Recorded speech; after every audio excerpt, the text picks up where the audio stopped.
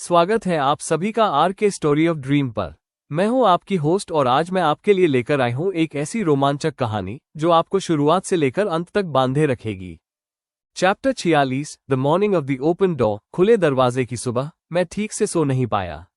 ऐसा पूरी तरह डर की वजह से नहीं था। पिछले कुछ महीनों में डर के साथ मेरा एक बड़ा ही उलझा हुआ रिश्ता बन गया था। एक ऐसा रिश्ता जहां आप उसके वजूद को महसूस तो करते हैं पर उसे अपने फैसले बदलने का मौका नहीं देते। ये बेचैनी असल में उस एहसास की थी जब आप किसी ऐसी चीज के मुहाने पर खड़े हों जिसके आगे क्या होने वाला है इसका आपके पास कोई पुराना संदर्भ या ढांचा, प्रायर फ्रेमवर्क ही ना हो। इससे पहले आए हर संकट का एक ऐसा आकार था जिसका मैं हवाला दे सकता था। रेड मून फेस्टिवल, मैंने उसे पढ़ा था। वॉर्ड रिचुअल, शून्य का अनुष्ठान, कॉम्पेंडियम में उसका जिक्र था। सील कक्ष में वेलरिस का सामना, मैं सेराफिन के स्वभाव को इतनी अच्छी तरह जानता था कि उसके तरीके पर भरोसा कर सकूं। पर यह बिल्कुल अलग था। मैं सभ्यता से भी पुरानी किसी सत्ता के साथ एक मीटिंग में कदम रख रहा था और जरिया बनी थी एक ऐसी औरत जो अपने 30 साल पुराने जख्म को दोबारा खोल रही थी, वह भी एक तटीय शहर की नावों वाली वर्कशॉप में, जिसके वजूद के बारे में मुझे 3 हफ्ते पहले तक पता भी नहीं था। इस सब के बारे में उस नोवेल में बिल्कुल एक लाइन भी नहीं लिखी थी। मैं भोर होने से पहले ही उठ गया, सराय इन की खिड़की पर बैठ गया और वेत को जागते हुए देखने लगा। बंदरगाह की बत्तियां एक एक करके जल रही थीं। सबसे पहले निकलने वाले मछुआरे उस बिना किसी जल्दबाजी वाली कुशलता के साथ डॉक्स की तरफ बढ़ रहे थे, जो किसी ऐसे इंसान में होती है जो हर सुबह सालों से यही एक काम कर रहा हो और जिसे इस दोहराव में एक ठहराव और सुकून मिलता हो, न कि कोई ऊब। मुझे इस चीज से एक गहरा लगाव महसूस हुआ। छोटी सी जिंदगी, स्थिर, अपनी चुनी हुई। 15वीं बार मरम्मत की जा रही नाव, दोबारा बुना जा रहा जाल, वही डॉक, वही पानी, वही धुंधला सलेटी सुबह का आसमान और वह इंसान जो रोज इसके लिए वहां पहुंचता था और इस लगातार जुड़ाव से कुछ बेहद असली और खूबसूरत बना रहा था। मैंने सोचा, अगर रेन के पास वह निशान न होता, वो महल न होता और मैं यहां आकर सब कुछ उलट पुलट न करता, तो उसकी भी ऐसी ही एक जिंदगी होती। मैं कभी कभी सोचता था कि रेन का वो रूप कैसा होता। क्या उस शांत, सूनी आंखों वाले बच्चे ने, जिससे मुझे ये शरीर मिला था, कभी ऐसी चीजें चाही थी जिन्हें खोजने का उसे मौका ही नहीं मिला। मैं उम्मीद करता हूँ, सचमुच दिल से उम्मीद करता हूँ कि इस उधार के समय से मैं जो कुछ भी बना रहा हूँ वो कुछ ऐसा हो जिसे खुद रेन ने भी चुना होता। अगर उसे मौका मिला होता तो। सुबह की पहली किरण के साथ डावन ने मेरा दरवाजा खटखटाया। तैयार हो? नहीं, मैंने ईमानदारी से कहा। फिर भी चलते हैं। जब हम पहुंचे तो मारेन पहले से ही वर्कशॉप पर थी। उसने जगह के बीच का हिस्सा बिल्कुल खाली कर दिया था। नावों को किनारों पर धकेल दिया गया था, औजारों को अतिरिक्त सावधानी से टांगा गया था और फर्श को बुहार कर साफ कर दिया गया था। किसी रस्म या औपचारिकता के लिए नहीं, बल्कि व्यवहारिक रूप से। वो एक प्रैक्टिकल औरत थी। उसने बस काम के लिए जगह बनाई थी। जब हम अंदर दाखिल हुए तो वो उस खाली जगह के बीचों बीच खड़ी थी, हाथ दोनों तरफ ढीले छोड़े हुए और सामने शून्य में एक ऐसे एक्सप्रेशन के साथ देख रही थी जैसे वो मन ही मन खुद को तैयार कर रही हो। उसने हमारी तरफ देखा, खास तौर पर मेरी तरफ। सोए तुम? उसने पूछा। थोड़ा बहुत। मैं तो बिल्कुल नहीं सोई। वो इस बात से परेशान नहीं थी, बस सहजता से बता रही थी। मुझे बार बार उस एहसास की याद आती रही, पहाड़ों में उस मौजूदगी की। पिछले 30 सालों में जब भी मैंने उस बारे में न सोचने की कोशिश की, बीती रात वह बहुत साफ होकर मेरे सामने आ गई। वह रुकी। यादों में वो डरावना नहीं था। मैंने बाद में खुद ये तय करके उसे डरावना बना दिया कि उसे डरावना होना चाहिए। वो चीज तो खुद बस बहुत विशाल थी, मैंने कहा। बहुत सब्र वाली थी, उसने कहा। सब्र वाली और बेहद उदास। हम कुछ पल इस बात को महसूस करते हुए चुपचाप खड़े रहे। ये काम कैसे करता है? दावन ने पूछा। उसमें एक ऐसे इंसान की व्यवहारिक सहजता थी जो हालात के आगे बढ़ने से पहले उसके तरीके और मैकेनिक्स को समझ लेना चाहता था। मैं अपनी इस काबिलियत, परसेप्शन, को खोलूंगी, मारेन ने कहा। मैंने जिसे एक दरवाजे की तरह बयां किया था वो काफी हद तक सही है। मैं किसी ऐसी चीज को न महसूस करने के अपने पक्के फैसले के पूरे जोर के साथ इसे बंद रखती आई हूं। इसे खोलने का मतलब है उस जोर को, उस कोशिश को रोक देना। उसने अपने हाथों को देखा। ये थोड़ा असहज, अनकंफर्टेबल हो सकता है। मैं 3 दशकों से एक resonance class rare variant blessing को दबाती आ रही हूं। तो जाहिर है कि जब मेरा यह एहसास मौजूदा स्ट्रक्चरल स्टेट, संरचनात्मक स्थिति के हिसाब से खुद को ढालेगा, तो कुछ समय रिकैलिब्रेशन में लगेगा। जो कि पिछली बार के मुकाबले काफी अलग है जब तुमने इसका इस्तेमाल किया था, मैंने कहा। बहुत ज्यादा अलग। तब शून्य देवता की एनर्जी बाहर की तरफ दबाव बना रही थी। सब कुछ निगल रही थी। सारी स्ट्रक्चरल ताकतें एक भयानक तनाव में थीं, बिल्कुल वैसा जैसे किसी ऐसे कमरे में सुनने की कोशिश करना जहां हर चीज चीख रही हो। वह रुकी। तुमने कहा कि वो अब थमा हुआ है। सचमुच थमा हुआ है, बहुत शांत है, मैंने कहा।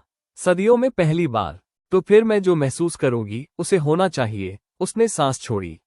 ज्यादा साफ, ज्यादा शांत। शायद मैं उस भयानक शोर के बजाय कुछ विशिष्ट और खास चीजों को सुन पाऊं। और पेल आर्किटेक्ट, अगर वो इस भौतिक दुनिया में मौजूद है तो स्ट्रक्चरल ताकतों में उसका एक वजूद, प्रेजेंस जरूर होगा। हर चीज का होता है, चट्टानों, पेड़ों, लोगों का। ज्यादातर चीजों का बहुत धीमा और बहुत स्थानीय होता है, लेकिन कोई ऐसी चीज जो इतनी पुरानी हो और ढांचागत रूप से उतनी उलझी हुई हो जैसा तुमने बयां किया है। उसने मेरी तरफ देखा। तो उसे ढूंढना मुश्किल नहीं होगा। सवाल बस ये है कि क्या वो खुद ढूंढे जाने के लिए तैयार है। वो कम से कम 43 सालों से इस पल के लिए हमारा रास्ता तैयार कर रहा है, मैंने कहा। मुमकिन है कि इससे भी कहीं ज्यादा वक्त से। मुझे लगता है कि वो तैयार है, तो फिर चलो शुरू करते हैं। उसने अपनी आंखें बंद कर ली। चैप्टर 47, द डोर ओपन्स, दरवाजा खुलता है। देखने में ऐसा कुछ भी नहीं हुआ जिसे बदलाव कहा जाए। ये बात किसी न किसी तरह और भी ज्यादा परेशान करने वाली थी, मुकाबले इसके कि अगर कुछ होता। कोई रोशनी नहीं, कोई एनर्जी नहीं, मौसम या हवाओं में कोई ड्रामाई बदलाव नहीं। मारेन बस अपनी आंखें बंद किए और अपने हाथ दोनों तरफ ढीले छोड़े उस खाली की गई वर्कशॉप में खड़ी रही और कुछ पलों बाद उसकी सांसें बदल गईं, गहरी, धीमी, एक ऐसे इंसान की सांसों की लय जो सतह के ध्यान से हटकर खुद के भीतर किसी गहराई में उतर रहा हो। फिर उसका चेहरा बदल गया। कोई बहुत बड़े स्तर पर नहीं, लेकिन उसके चेहरे की वो खास बनावट, वो सावधानी से खुद पर काबू रखने वाला भाव, कंट्रोल्ड क्वालिटी, जो उसने मुझसे मिलने के बाद से ओढ़ रखा था। वो 30 सालों से खुद को छोटा रखने की चॉइस वाला एक्सप्रेशन अब एक ऐसे रूप में बदल गया जिसमें रत्ती भर भी कोई दिखावा या बनावट नहीं थी। कुछ बेहद खुला हुआ, कुछ ऐसा जो बिना किसी ऑडियंस, दिखावे की परवाह किए, जो कुछ भी महसूस कर रहा था, उसके पूरे वजन को वैसे ही महसूस कर रहा था। उसके मुंह से एक हल्की सी आवाज निकली। दर्द की नहीं, पूरी तरह तो नहीं, बल्कि किसी ऐसी चीज की आवाज जो बहुत लंबे समय से दबी हुई हो और उसे अचानक आज जगह मिल गई हो। ओह, उसने धीरे से कहा। ओह, यह अब कितना शांत है। मैं बिल्कुल स्थिर खड़ा रहा। दावन और ओरविन भी अपनी जगह जमे रहे। हम सब बिना एक दूसरे से कहे अपने अपने स्तर पर इस समझ पर पहुंच चुके थे कि ये दखल देने, इंटरवेंशन का वक्त बिल्कुल नहीं है। सील स्टोन्स, मुहर वाले पत्थर। उसने अपनी आंखें बंद रखे हुए ही कहा। मैं उन्हें यहां से महसूस कर सकती हूँ। 300 मील दूर। वे आराम कर रहे हैं, बस आराम कर रहे हैं। एक ठहराव। मैं भूल ही गई थी कि यह एहसास कैसा होता है। वो बुनियादी ठहराव, बेसलाइन। सब कुछ गलत होने से पहले का एक और ठहराव। ये बिल्कुल वैसा महसूस हो रहा है जैसा पहले था। किस चीज से पहले? मैंने बहुत संभल कर पूछा। इससे पहले कि मैं उन पहाड़ों में गई थी। उस विवाद से पहले। इससे पहले कि मैं ये समझ पाती कि जिन चीजों को मैं महसूस कर रही थी, वे नहीं, कि उनके लिए कोई ढांचा या समझ ही मौजूद नहीं थी। वो कुछ पल के लिए शांत रही। मुझे लगता था कि मैं अंदर से ब्रोकन चुकी हूं। उस घटना के बाद मुझे लगा कि मैंने जो कुछ भी महसूस किया था, उसने मेरी इस ब्लेसिंग को नुकसान पहुंचाया है। इसे कुछ खतरनाक बना दिया है। उसने सांस छोड़ी। इसे कभी कोई नुकसान नहीं पहुंचा था। मैं तो बस उस एहसास के आगे पूरी तरह हार चुकी थी, ओवरवेल्म्ड, और मैंने उस भारीपन के आगे घुटने टेकने के बजाय खुद को कमतर और छोटा बनाए रखने का रास्ता चुना। तुम अंदर से टूटी नहीं थी, मैंने कहा।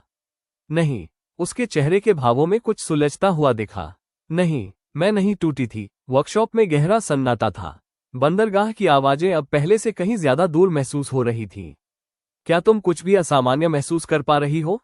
मैंने पूछा। कुछ बहुत बड़ा, कुछ बहुत पुराना, जो अपने मिजाज में ढांचागत, आर्किटेक्चरल हो, व्यवस्थित परतों में लिपटा हुआ। एक ऐसी सत्ता का एहसास जो सिर्फ हकीकत के भीतर जिंदा रहने के बजाय ये बखूबी समझती हो कि असल में हकीकत बनी कैसे है। उसने अपना सिर हल्का सा घुमाया। शारीरिक रूप से कुछ ढूंढने के लिए नहीं, बल्कि दिशा तय करने, ओरिएंटिंग के लिए। हाँ, उसने कहा। वो शब्द एक भारी वजन के साथ वहां गूंज उठा। कहाँ? मैंने पूछा। कहाँ नहीं, उसने कहा। पूरी तरह से नहीं। वो किसी स्थानीय जगह, लोकल, पर नहीं है। वो इस कमरे में या इस कस्बे में या इस इलाके में नहीं है। वो कुछ ऐसा महसूस हो रहा है जैसे वो रुकी सही शब्दों की तलाश में, जैसे किसी बहुत बड़े वाद्य यंत्र इंस्ट्रूमेंट की आवाज सुनना।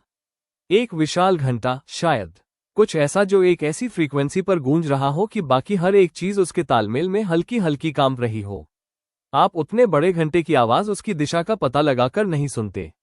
आप उसे इस तरह सुनते हैं जब आप गौर करते हैं कि आपके आसपास क्या कांप रहा है। क्या कांप रहा है? सब कुछ, उसने कहा। लेकिन खास तौर पर वो थोड़ी और घूमी। वॉर्ड एनर्जी के चैनल्स, सील स्टोन्स के बीच के रास्ते, वो पुराना नेटवर्क जिस पर वो मूल सौदा बागेन टिका हुआ था, वो आज भी स्ट्रक्चरल रूप से वही मौजूद है।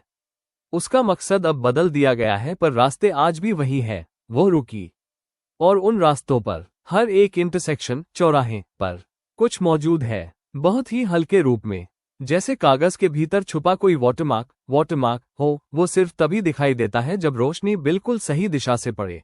पेल आर्किटेक्ट, मैंने कहा। वो हर जगह है, उसने कहा। कंट्रोल नहीं कर रहा, कोई दबाव नहीं बना रहा, बस मौजूद है। उस स्ट्रक्चरल नेटवर्क में इस तरह फैला हुआ है जैसे किसी लिखावट हैंडराइटिंग में उसके हस्ताक्षर फैले होते हैं। वही पैटर्न, वही हाथ, हर उस जगह जहां भी नजर जाए। एक लंबा ठहराव। उसे पता है कि मैं उसे महसूस कर रही हूं। क्या वो कोई रिस्पॉन्स जवाब दे रहा है? वो एक खास अंदाज में बिल्कुल सुन्न पड़ गई। किसी चीज को ग्रहण करने वाले रिसीविंग का ठहराव। वो मेरे इस दरवाजे को खोलने का ही इंतजार कर रहा था। वो बहुत सब्र रखे हुए था। वो रुकी। वो कम्युनिकेट बातचीत करना चाहता है। मेरे जरिए नहीं, तुम्हारे जरिए। वो कहता है कि तुम्हारे पास वो काबिलियत है। वो पुल बनने की खूबी, ब्रिज क्वालिटी। उसने अपनी आंखें खोली और मेरी तरफ देखा। वो कहता है कि तुम इस दुनिया की इकलौती ऐसी चीज हो जो सचमुच उसे बोलते हुए सुन सकती है। मैंने अपने कमरे के अंधेरे में वर्ड गॉड की उस आवाज के बारे में सोचा। वो बातचीत जो पूरी तरह से कोई आवाज नहीं थी, वे विचार जो किसी गलत दिशा से दिमाग में दाखिल होते थे। उससे कहो, मैंने कहा, मैं सुन रहा हूं। Chapter 48, the voice before language. भाषा से पहले की आवाज। यह आवाज शून्य देवता, वॉइड गॉड, से बिल्कुल अलग अंदाज में आए। जहां द बीनीथ दैट होल्ड्स ने गहरे पानी की हलचल की तरह बात की थी, विशाल, धीमी, ज्वार भाटे जैसी, वहीं ये बात पूरी तरह व्यवस्थित, स्ट्रक्चर्ड थी, सटीक थी। यह एक ऐसी सत्ता का कम्युनिकेशन, संवाद था जिसने खुद को समझाए जाने के तौर तरीके सीखने में एक अकल्पनीय समय बिताया था, जिसने अपने एक्सप्रेशन को उन रिसीवर्स, ग्रहण करने वालों, की सीमाओं के हिसाब से ढाला था जिनसे उसका सामना हुआ था। पूरी तरह से कोई शब्द नहीं थे, बल्कि आर्किटेक्चर था। मायने पहले से ही बने बनाए दिमाग में आ रहे थे, बिल्कुल वैसा जैसे किसी वाक्य को सुनने के बजाय किसी कमरे में दाखिल होना। मैंने अपनी आंखें बंद कर ली। तुमने उसे बहाल, रिस्टोर कर दिया जहां तक मैं नहीं पहुंच सकता था। हाँ, मैंने कहा, ऊंची आवाज में। मारेन और बाकी लोग मेरी तरफ का ये संवाद सुन सकते थे, जो मुझे सही लगा। मैं इसके भीतर उस तरह गायब नहीं होना चाहता था जिस तरह मैं वॉर्ड में गायब हो गया था। मैं यहां उस पतन, फॉलिंग के वक्त से हूं।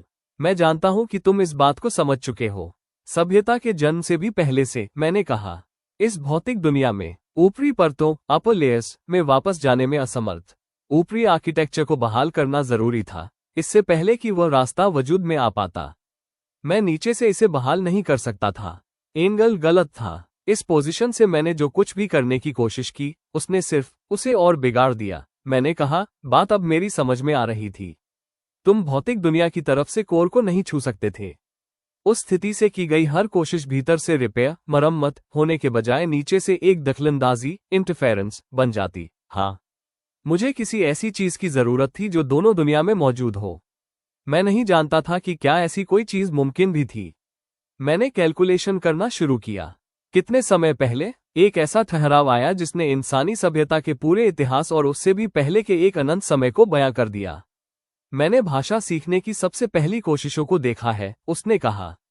मैंने सबसे पहले बनाए गए ढांचों को देखा है।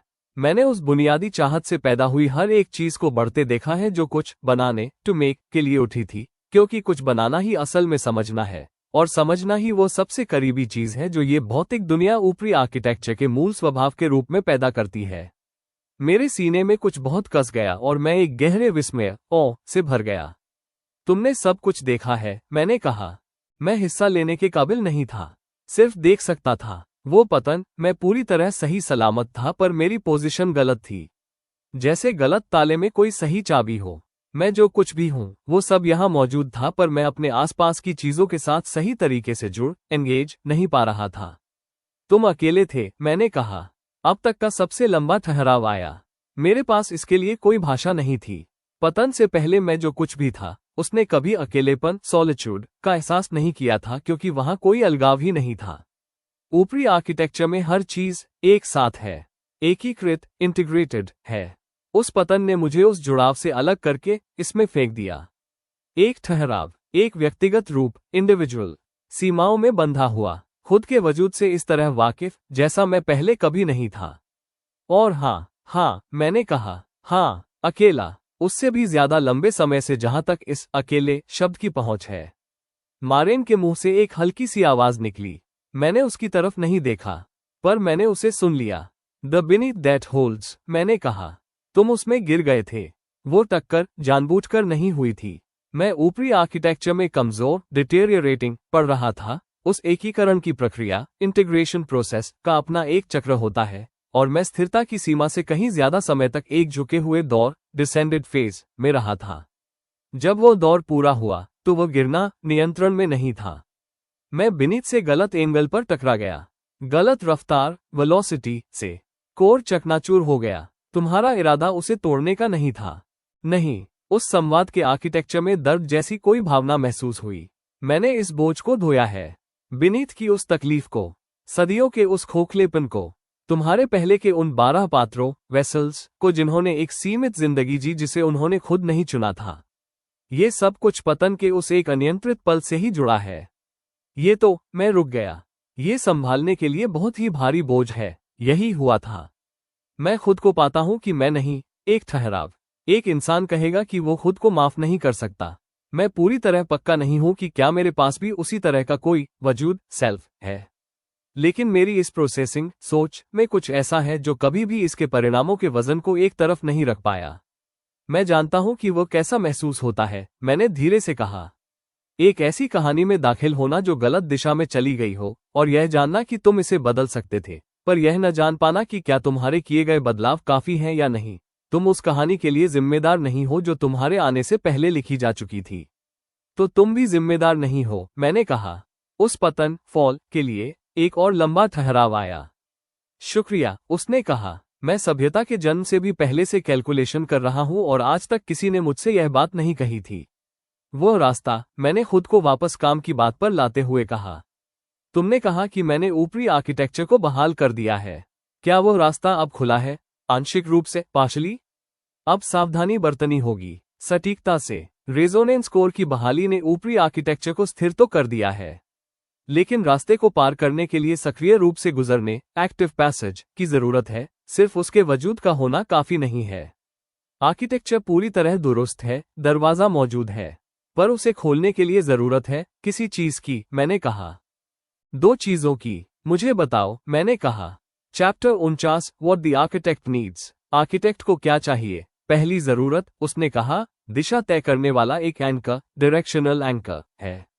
ऊपरी आर्किटेक्चर बहुत विशाल है, नॉन लोकल है। बिना किसी एंकर पॉइंट के भौतिक दुनिया से ऊपर की तरफ गुजरना बिल्कुल वैसा है जैसे किसी एक खास तारे की तरफ तैरने की कोशिश करना। दिशा मौजूद है, मंजिल भी मौजूद है, लेकिन उनके बीच के रास्ते को तय करने के लिए किसी ऐसी चीज की जरूरत है जिस पर निशाना साधा जा सके। ऊपरी आर्किटेक्चर में एक फिक्स्ड पॉइंट, निश्चित बिंदु। मैंने कहा, कुछ ऐसा जो कोर के चकनाचूर होने के बाद भी स्थिर रहा हो। हाँ, ऐसे 3 पॉइंट्स हैं। पुराने एंकर पॉइंट्स जो उस एकीकरण चक्र, इंटीग्रेशन साइकिल से पहले बनाए गए थे जिसमें मैं फंस गया था।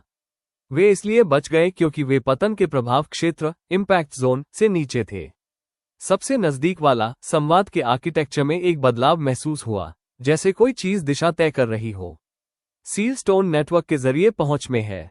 वही नेटवर्क जिसका इस्तेमाल द बीनीथ दैट होल्ड्स करता है। वही रास्ते जिन्हें मारेन महसूस करती है। मैंने मारेन की तरफ देखा। उसकी आंखें अभी भी बंद थीं, उसकी काबिलियत परसेप्शन अभी भी खुली थी, और उसका चेहरा बिल्कुल वैसा ही शांत था जैसा दरवाजा खोलने के बाद से था, बिना किसी दिखावे के हर एहसास को पूरी गहराई से महसूस करता हुआ। मारेन, मैंने बहुत संभल कर कहा, क्या तुम सील स्टोन नेटवर्क के जरिए ऊपरी आर्किटेक्चर में उन एंकर पॉइंट्स को महसूस कर सकती हो? वो कुछ पल के लिए शांत रही, अपनी पहुंच को और गहराई में ले जाते हुए। हाँ, उसने कहा, बहुत धीमा एहसास है, काफी ऊपर, शारीरिक रूप से ऊपर नहीं, बल्कि उस स्ट्रक्चरल लेवल से ऊपर जिसे मैं आमतौर पर महसूस करती हूँ। बिल्कुल वैसा फर्क जैसे किसी कमरे के फर्श को सुनने और उसकी छत को सुनने के बीच होता है, एक ठहराव। उनमें से एक पास ही है, तुलनात्मक रूप से उसमें एक क्वालिटी है, जैसे कोई सुर हो जिसे बिना धीमे पड़े बहुत ही असाधारण लंबे समय से थाम कर रखा गया हो। वही एंकर है, मैंने कहा। ये बहुत खूबसूरत है, उसने धीरे से कहा। उसकी आवाज में एक अजीब सा भोलापन और भावुकता थी। मैं पिछले 30 सालों से इस स्ट्रक्चरल परत को महसूस करती आ रही हूँ, दबाए रखने के बाद भी, इससे मुंह मोड़ने के बाद भी, ये कभी कभी किनारों से छनकर बाहर आ ही जाता था। पर मैंने कभी ऐसा कुछ महसूस नहीं किया। ये बिल्कुल मूल सांचे, ओरिजिनल टेम्पलेट जैसा है। जब आर्किटेक्चर पूरी तरह से सही काम कर रहा हो, तो उसकी आवाज जैसी होती है, ये बिल्कुल वैसा ही है। वो इसे बिल्कुल सही महसूस कर रही है, आर्किटेक्ट ने कहा। वही गाइड, मार्गदर्शक होगी। वो दिशा को थाम कर रख सकती है। उसके बिना मैं रास्ता नहीं ढूंढ पाता। तो पहली जरूरत मारेन है, मैंने कहा। हाँ, और दूसरी? एक बेहद खास एहसास वाला ठहराव आया। एक ऐसा ठहराव जैसे कोई ऐसी बात कहने जा रहा हो जिसे उसने बहुत लंबे समय से दबा कर रखा हो। दूसरी जरूरत है इजाजत, परमिशन। मैंने इंतजार किया। मैं इस भौतिक दुनिया से बिना किसी घोषणा के नहीं गुजर सकता। ऐसा किसी तकनीकी सीमा, टेक्निकल लिमिटेशन की वजह से नहीं है, एंकर मिलने के बाद रास्ता पार किया जा सकता है, बल्कि इसलिए क्योंकि एक और ठहराव, द बीनीथ दैट होल्ड्स, मेरे पतन ने इसे तोड़ दिया था। इस दुनिया में मेरी मौजूदगी, जो इसके पूरे नेटवर्क में फैली हुई है, वह भी आंशिक रूप से इस अस्थिरता को बनाए रखने की वजह रही है। भले ही मैंने इसकी बहाली, रेस्टोरेशन को व्यवस्थित करने की कोशिश की, भले ही मैंने कैलकुलेशन की, गाइड किया और इंतजार किया, पर मेरी यहां मौजूदगी उस सिस्टम पर एक बोझ रही है जो पहले से ही क्षतिग्रस्त था। तुम्हें शून्य देवता, वॉइड गॉड की इजाजत चाहिए, मैंने कहा। मुझे द बीनीथ दैट होल्ड्स से उस रिहाई, रिलीज की जरूरत है। वो भला क्यों मना करेगा? क्योंकि मैं जो कुछ भी हूं, वो अब इसके साथ पूरी तरह उलझ, एंटैंगल्ड चुका है। सदियों से इसके नेटवर्क में फैला हुआ हूं। वो वाटरमार्क जिसे मारेन महसूस करती है। अगर मैं सही रिहाई के बिना यहां से जाता हूं, तो वह जाना बिल्कुल वैसा होगा जैसे संवाद के साथ दिमाग में एक बिना शब्दों की तस्वीर आए, जैसे किसी बुनी हुई कालीन, टैपेस्ट्री के बीच से उसका मुख्य धागा खींच लिया जाए। पूरा ढांचा कांप उठेगा और अपनी जगह से हिल जाएगा। शून्य देवता की मौजूदा स्थिरता आंशिक रूप से मेरी मौजूदगी पर ही टिकी है। बिना किसी सही व्यवस्था के मेरा जाना उस चीज को दोबारा अस्थिर कर देगा जिसे तुमने बहाल किया था। तो मैंने धीरे से कहा, तुम्हें जरूरत है कि शून्य देवता होशोहवास में तुम्हें जाने दे, उस उलझन, एंटेंगलमेंट को खत्म करे, जिससे तुम बिना किसी रुकावट या तबाही के साफ सुथरे तरीके से यहां से निकल सको। और यह बीनीथ की बहाली को पूरी तरह मुकम्मल कर देगा, उसने कहा। मैंने कोर में जो कुछ बहाल किया था, वो सिर्फ स्ट्रक्चर था। लेकिन हमारे बीच की यह उलझन, मेरी मौजूदगी के वे धागे जो सदियों से इसके नेटवर्क में पिरोए हुए हैं, वही आखिरी बोझ है जो इसे पूरी तरह से काम करने से रोक रहा है। मेरी रिहाई ही असल में उसका आखिरी इलाज, फाइनल हीलिंग है। पूरी तरह आजाद होने के लिए उसे तुम्हें जाने देना होगा, मैंने कहा। हाँ, और तुम्हें घर जाने के लिए जरूरत है कि वो तुम्हें जाने दे। हाँ। मैं कुछ पल के लिए इस बात को समझने की कोशिश करते हुए बैठ गया। शून्य देवता, जो दुनिया की गहरी बुनियादों में आराम कर रहा था, आखिरकार अब फिर से यह सीख रहा था कि चीजों को निगलने के बजाय थामना क्या होता है।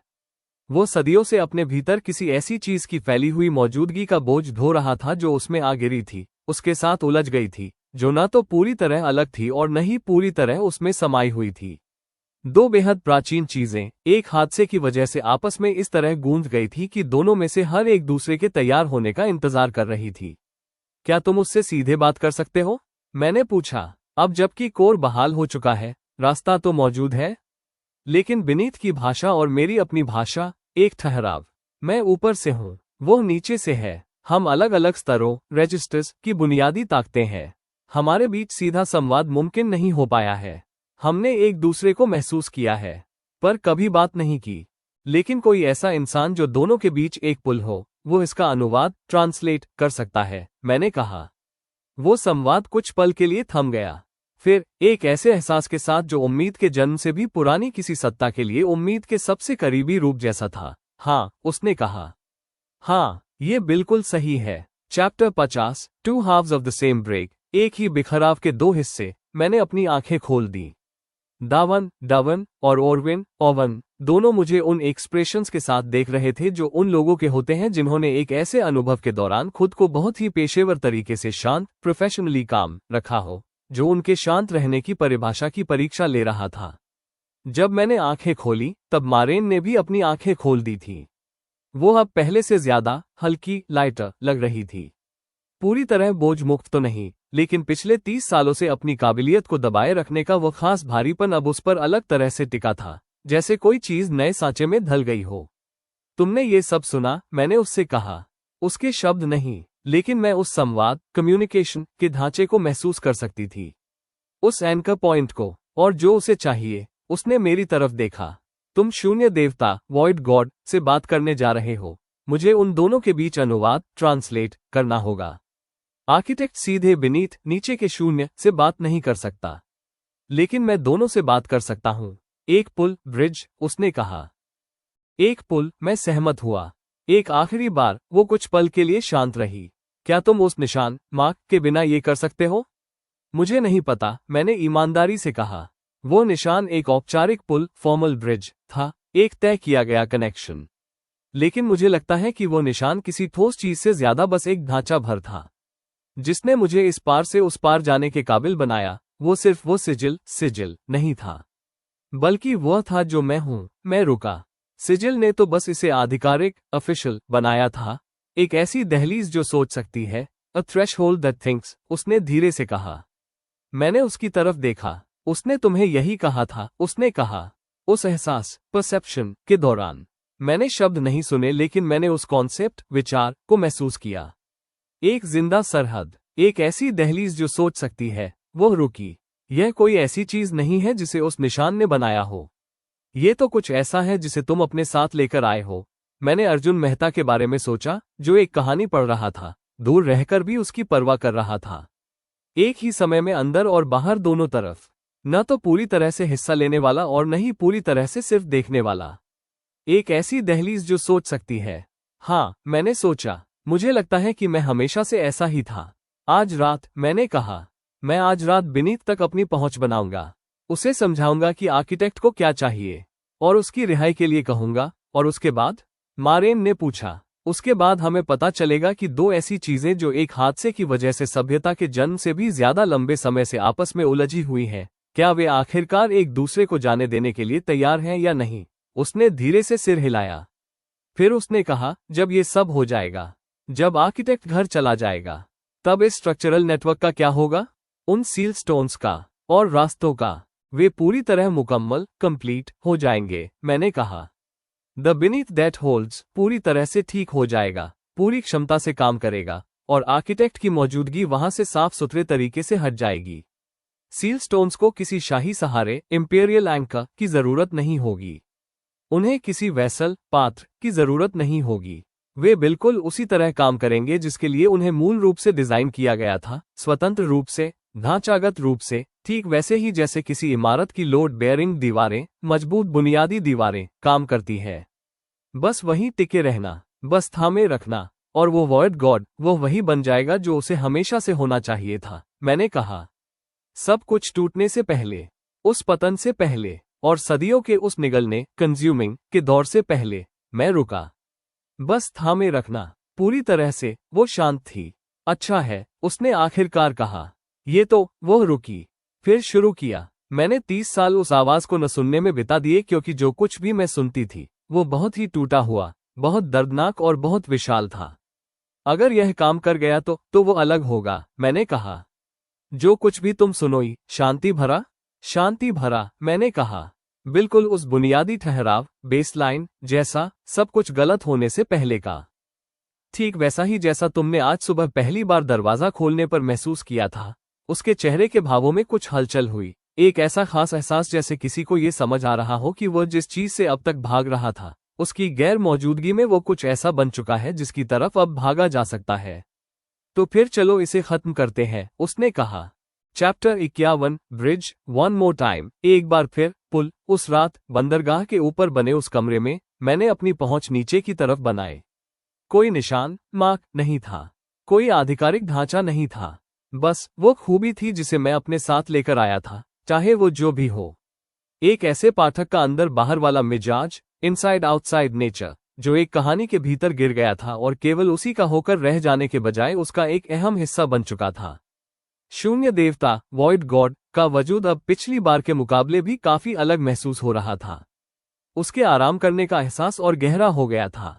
ये बिल्कुल किसी ऐसे इंसान को आवाज देने जैसा था जो सदियों के अनिद्रा इंसोम्निया के दौर के बाद आखिरकार एक सच्ची और गहरी नींद में सो गया हो। वह मौजूद था, उस तक पहुंचा जा सकता था, पर वह एक ऐसी शांति में डूबा था जिसे भंग करने में मुझे झिझक हो रही थी। लेकिन ये जरूरी था। हे, मैंने मन ही मन बहुत प्यार से आवाज दी, क्या हम बात कर सकते हैं? एक बहुत ही गहरी और धीमी हलचल हुई।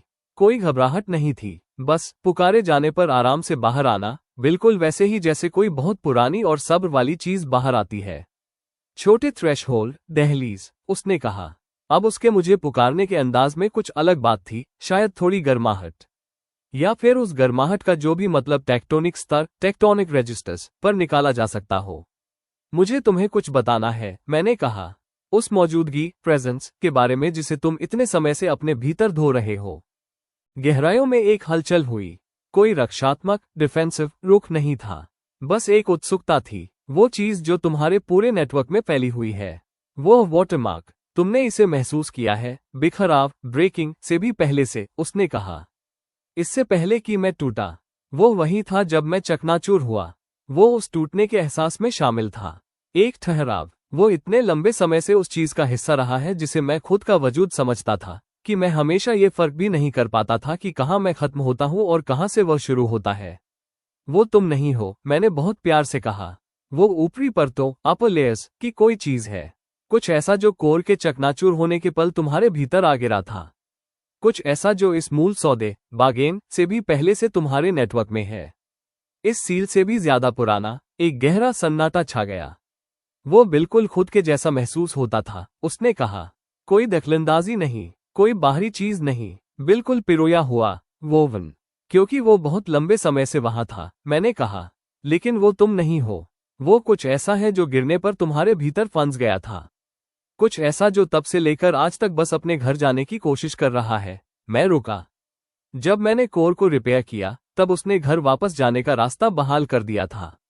लेकिन उसे यहां से जाने के लिए तुम्हारी इजाजत, रिलीज की जरूरत है। तुम्हें होशोहवास में उस उलझन को छोड़ना होगा, क्योंकि अगर वो बस यूं ही चला गया तो वह धागे खींच देगा। वॉइड गॉड ने बात पूरी की।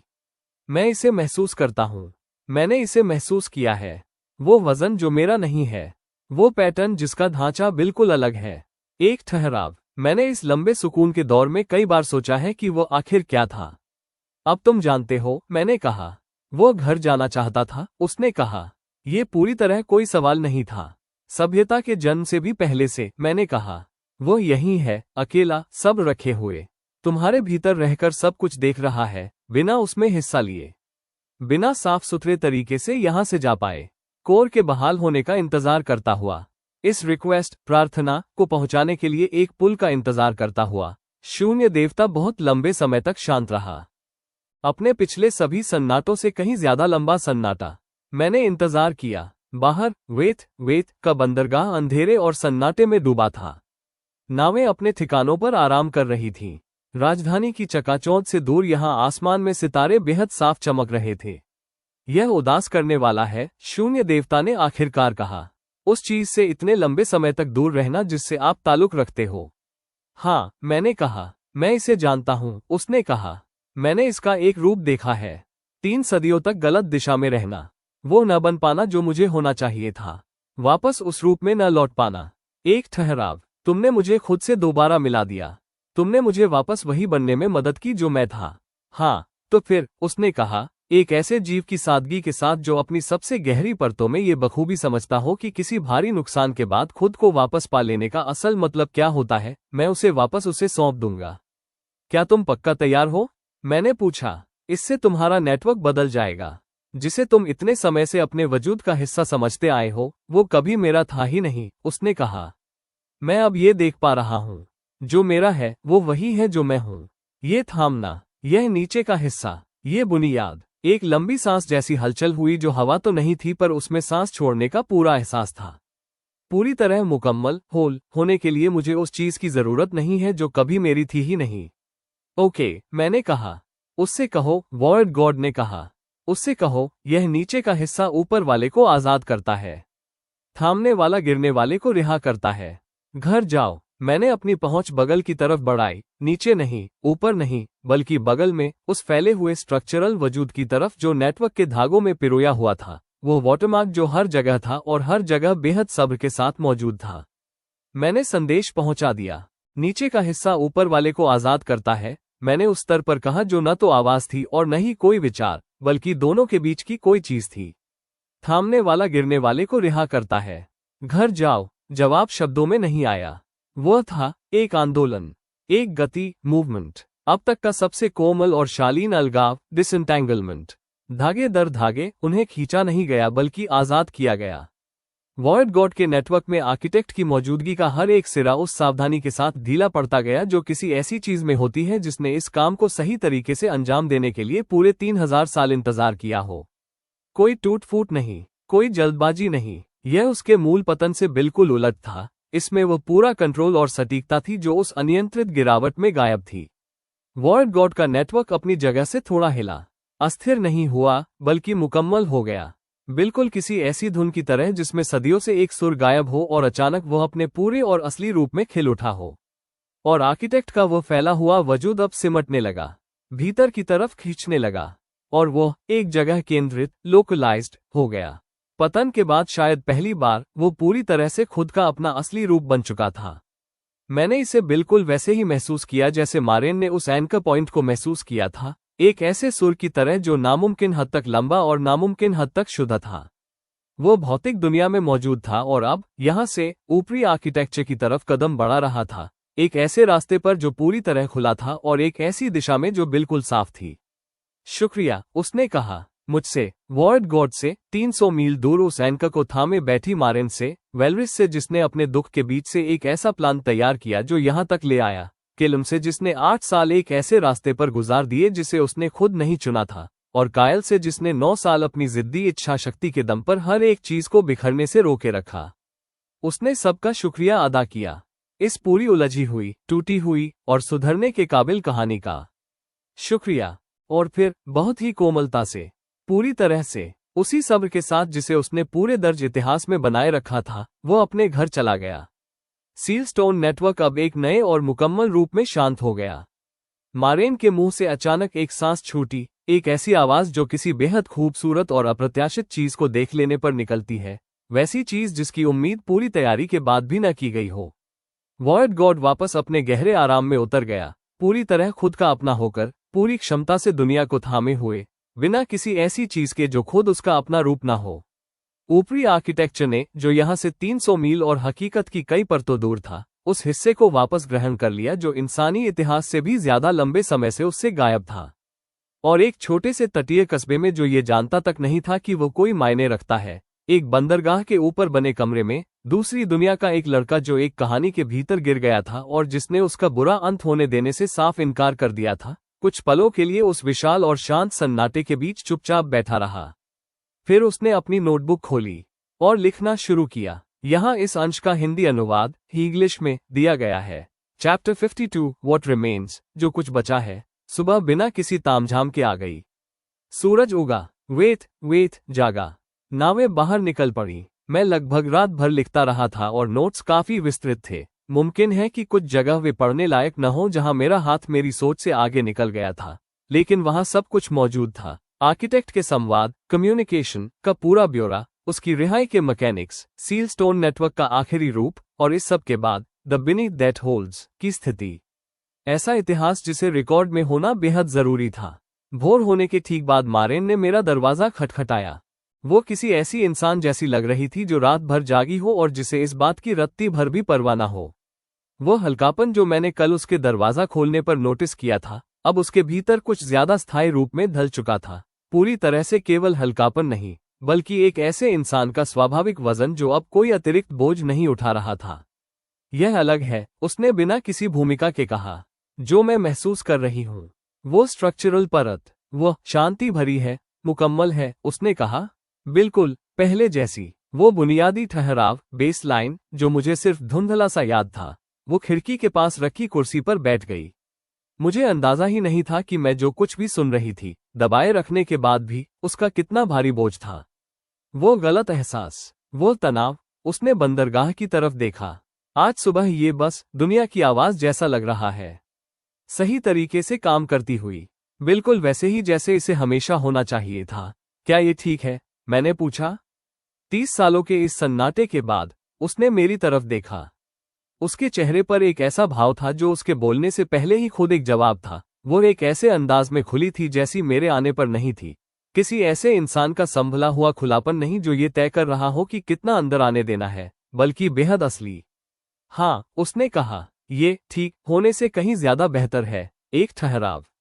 30 सालों में ये पहली ऐसी सुबह है जब मैं जो कुछ भी महसूस कर रही हूँ, वो मुझे दरवाजा बंद करने पर मजबूर नहीं कर रहा। हम कुछ पल साथ बैठे रहे और वेद को अपनी सुबह की चहल पहल में बढ़ते देखते रहे। तुम अब क्या करने वाली हो?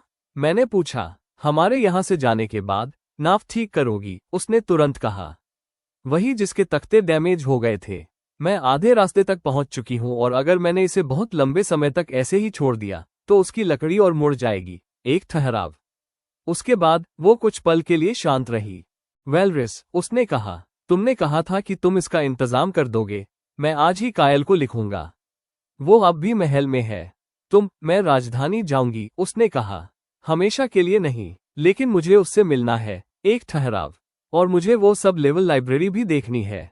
वे दीवारों पर उकेरी गई आकृतियां। अगर मैं अब उस स्ट्रक्चरल परत को साफ साफ महसूस कर सकती हूँ, सचमुच साफ साफ, बिना किसी रुकावट के, तो मुमकिन है कि उन आकृतियों में कुछ ऐसी चीजें छुपी हों जिन्हें आज तक कोई समझ ही नहीं पाया, क्योंकि सही काबिलियत, परसेप्शन वाले किसी इंसान ने उन्हें कभी ठीक से पढ़ा ही नहीं। मैंने उसकी तरफ देखा। सौदे से पहले का टेक्स्ट, प्री बार्गेन टेक्स्ट, मैंने कहा। सबसे पुरानी परत। मैं उसे ऐतिहासिक भाषाई समझ, हिस्टोरिकल लिंग्विस्टिक अंडरस्टैंडिंग से पढ़ता आ रहा हूं। लेकिन अगर वहां कोई स्ट्रक्चरल कोडिंग है, ऐसी जानकारी जो सिर्फ तभी समझ आ सकती है जब तुम उस हकीकत को महसूस कर सको जिसे वो बयां कर रही है, बजाय इसके कि सिर्फ उसका डिस्क्रिप्शन पढ़ा जाए, उसने कहा।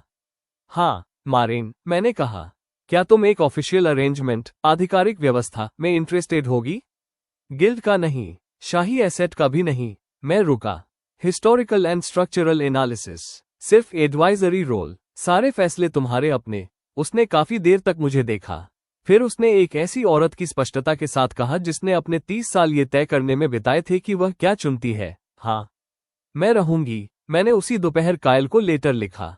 Architect of fallen light, architect of fallen light अपने घर चला गया है।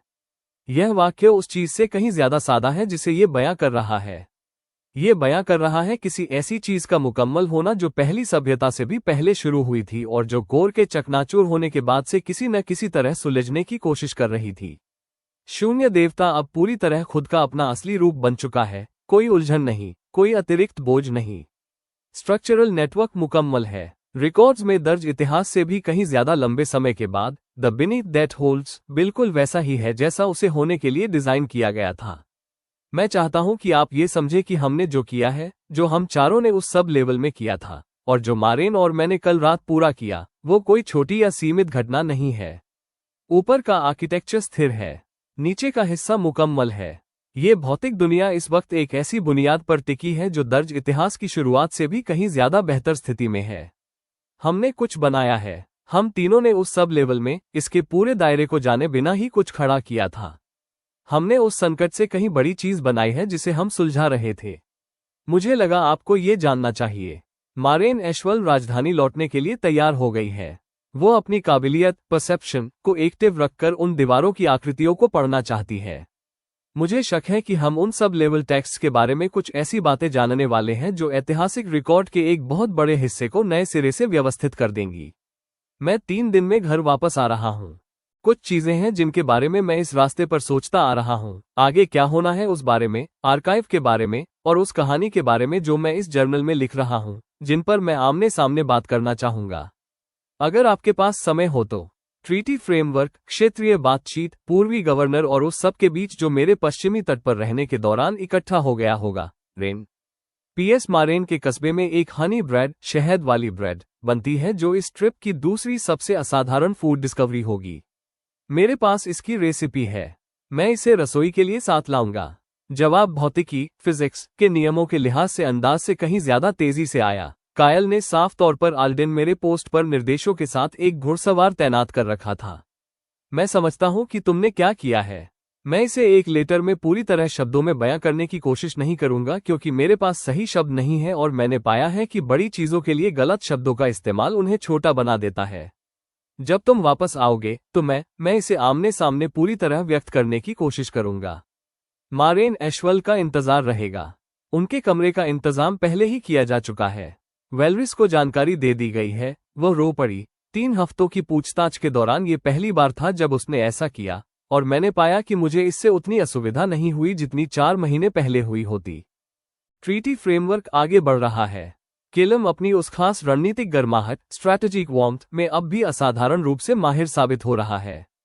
पूर्वी गवर्नर धीरे धीरे ये समझने लगे हैं कि स्थिति वैसी नहीं है जैसा उन्होंने अंदाजा लगाया था। सेराफिन को आर्काइव में पेल आर्किटेक्ट के 4 और रेफरेंस मिले हैं, 4 सदियों के वे ऐतिहासिक किरदार जिन्हें उसी सोर्स से जानकारी मिल रही थी। वो उन सभी चीजों की एक पूरी तस्वीर तैयार कर रही है जिन्हें उसने गाइड किया था, जो कि अंदाज से कहीं ज्यादा बड़ी निकल रही है। 3 दिन मेरे पास समय है। पीएस केसर आ गया। प्रधान रसोइये ने हर नई चीज को जिस संदेह के साथ वो देखती है उसी के साथ इसकी जांच करने के बाद इसे घोषित किया है और मैं सीधे शब्दों को कोट कर रहा हूं। बर्दाश्त करने लायक। 11 सालों में किसी भी नई सामग्री को दी गई यह उसकी सबसे बड़ी तारीफ है। पश्चिमी तटीय व्यंजनों, वेस्टर्न कोस्टल डिशेस को खाने के मेन्यू में शामिल किया जाएगा। मैंने इसे दोपहर की धूप में पढ़ा जो सराय की खिड़की से आ रही थी, जहां नीचे बंदरगाह था, वापस लौटती नावें थीं और नमक, लकड़ी के धुएं और उस हनी ब्रेड की महक थी जिसे मारेन ने बंदरगाह की सड़क के छोर पर बनी बेकरी से ऊपर भेजा था। मैंने इसे 2 बार पढ़ा, फिर एक बार और अपने ट्रैवल पैक की अंदरूनी जेब में दूसरी चिट्ठी के ठीक बगल में रख दिया। 3 दिन बाहर वेट बिल्कुल वैसा ही था जैसा वह हमेशा था, छोटा, स्थिर, अपनी मर्जी से चुना हुआ। वही बंदरगाह जो पिछले 30 सालों से हर सुबह वैसा ही था, पर अब उसमें एक ऐसी औरत शामिल थी जो खुद को छोटा रखना बंद करने जा रही थी, जो अपनी पूरी काबिलियत को वापस एक ऐसी दुनिया में लाने जा रही थी जो उसकी गैर मौजूदगी में महसूस करने के लिहाज से पूरी तरह सुरक्षित हो चुकी थी। हर चीज बदलती है, मैंने सोचा, और उस बदलाव के नीचे कुछ है जो सब थामे रखता है। मैंने अपनी नोटबुक में एक कोरा पन्ना खोला, अगले अध्याय का टाइटल लिखा और लिखना शुरू किया। अध्याय 53। 3 दिन। पश्चिम की ओर जाने वाली राह की तुलना में पूर्व की ओर जाने वाली यह राह कुछ अलग सी महसूस हो रही थी। दूरी वही थी, रास्ता भी वैसा ही था, साथ में वही 2 साथी थे, वही घोड़े थे और यात्रा की वही रफ्तार थी जो हफ्तों के सफर में अब जानी पहचानी हो चुकी थी। सुबह का पड़ाव पूरी तरह उजाला होने से पहले ही उठा लिया जाता था। दोपहर का आराम तब होता जब घोड़ों को इसकी जरूरत होती, और शाम की आग दावन उसी शांत कुशलता के साथ जलाता जो वो हर काम में दिखाता था। लेकिन फिर भी कुछ अलग था। पश्चिम की राह प्रत्याशा और बेचैनी के बोझ से दबी थी। आगे जो कुछ भी था वो सब अनजाना था। मायरीन अनजानी थी, आर्किटेक्ट, शिल्पकार अनजाना था, और एक ऐसे बंदरगाह वाले शहर में मुझे क्या मिलेगा जिसे मैंने कभी देखा तक नहीं था, ये भी अनिश्चित था। हर एक मील किसी न किसी अनिश्चितता की ओर बढ़ता हुआ एक मील था। पूर्व की यह राह शांत और थमी हुई थी, इसलिए नहीं कि सब कुछ सुलझ चुका था। संधि का ढांचा अभी प्रक्रिया में था। संग्रहशाला, आर्काइव का काम अधूरा था। सेराफिन द्वारा गिल्ड का पुनर्गठन करने में अभी सालों लगने वाले थे। पूर्वी गवर्नर अब भी विरोध कर रहे थे। दीवारों पर उकेरी गई नक्काशी में ऐसी कई चीजें थीं जिन्हें अभी तक कोई ठीक से पढ़ नहीं पाया था, और वाल्ड्रिस के 43 सालों के खुफिया इनपुट में बहुत कुछ ऐसा था जिसे पूरी तरह समझा जाना बाकी था। इसके अलावा उस कहानी में भी बहुत सी चीजें थीं जो मैं लिख रहा था और जिन्होंने अभी तक अपना सही आकार नहीं लिया था। लेकिन बुनियादी काम पूरे हो चुके थे। नीचे का हिस्सा संभला हुआ था, ऊपर का हिस्सा पूरी तरह सुरक्षित था। बाकी सब कुछ बस काम था। एक ऐसी दुनिया का साधारण, निरंतर और जरूरी काम जिसे उसकी बुनियाद वापस मिल चुकी थी और जिसे अब ये तय करना था कि उस बुनियाद पर क्या खड़ा किया जाए। मैं पूर्व की ओर घुड़सवारी करता रहा और जब भी हम रुकते तो मैं अपनी नोटबुक में लिखता। तटीय धुंधले धूसर रंग से बदलकर भीतरी इलाकों के हरे भरे होते परिदृश्य को देखता और तात्कालिकता, अर्जेंसी और उद्देश्य, पर्पस के बीच के अंतर के बारे में सोचता। तात्कालिकता वो चीज थी जिसके सहारे मैं महीनों से जी रहा था। मेरे दिमाग में चलता हुआ वो उल्टी गिनती का कैलेंडर, वो काम जो उस घटना से पहले होना ही था, जो सब कुछ खत्म कर देती। तात्कालिकता के अपने फायदे थे, यह आपके ध्यान को केंद्रित रखती थी, फालतू की चीजों को हटा देती थी और फैसलों को साफ सुथरा बना देती थी। लेकिन यह अंदर तक थका देने वाली थी और इस थकान का एहसास मुझे तब तक पूरी तरह नहीं हुआ था जब तक कि यह तात्कालिकता खत्म नहीं हो गई। उद्देश्य धीमा था, शांत था, वो दबाव नहीं डालता था, वो कोई उल्टी गिनती नहीं करता था, वो बस एक दिशा दिखाता था। एक ऐसी दिशा जो इस बात से बेअसर रहती थी कि इस हफ्ते का संकट क्या मांग कर रहा है। मैं सच्चा इतिहास लिखना चाहता था, अर्जुन मेहता की तरह उन कहानियों की ओर भागना नहीं चाहता था जिनका हकीकत से कोई वास्ता नहीं होता, बल्कि रेन की तरह उस वास्तविक रिकॉर्ड तक सीधी पहुंच बनाना चाहता था कि क्या हुआ था, क्यों हुआ था, आधिकारिक खातों में क्या कुछ खो गया और इस दौर से गुजरने वाले लोग किस सम्मान और पहचान के हकदार थे। मैं मायरीन के साथ दीवारों की उस नक्काशी को पढ़ना चाहता था और यह खोजना चाहता था कि सही नजर रखने वाले किसी शख्स के लिए वहां क्या संदेश छिपाए गए हैं।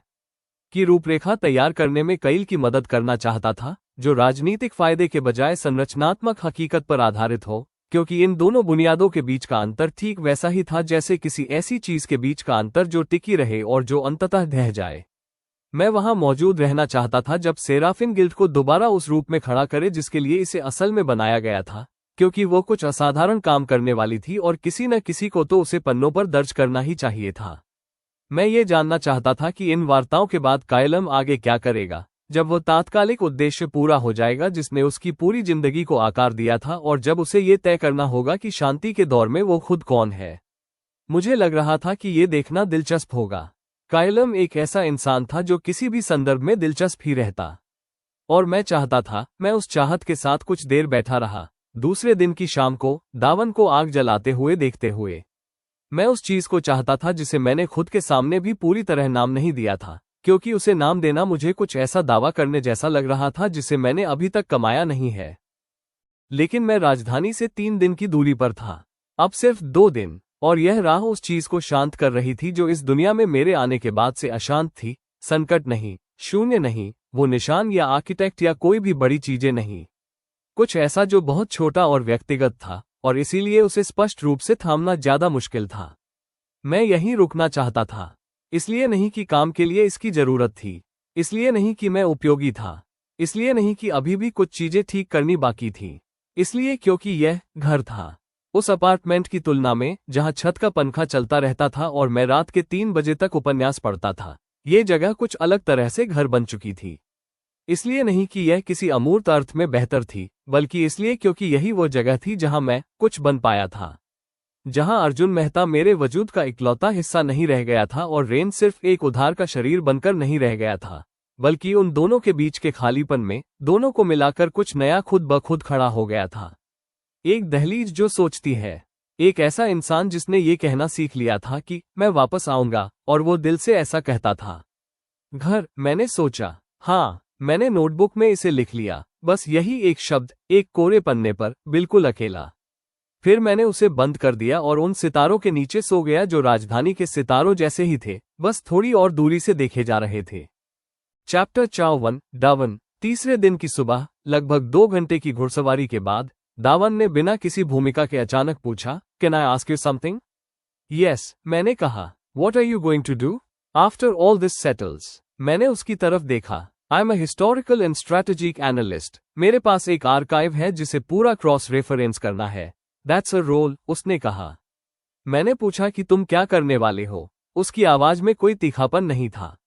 वो सचमुच उत्सुक था, ठीक उस इंसान की तरह जिसने 3 हफ्ते तक किसी को करीब से ऑब्जर्व किया हो और फिर किसी नतीजे पर पहुंचा हो। Those are the same thing, मैंने कहा। For some people they are, उसने कहा। You seem like one of them। वो एक पल के लिए शांत हुआ और लगाम पर अपनी पकड़ को थोड़ा एडजस्ट किया।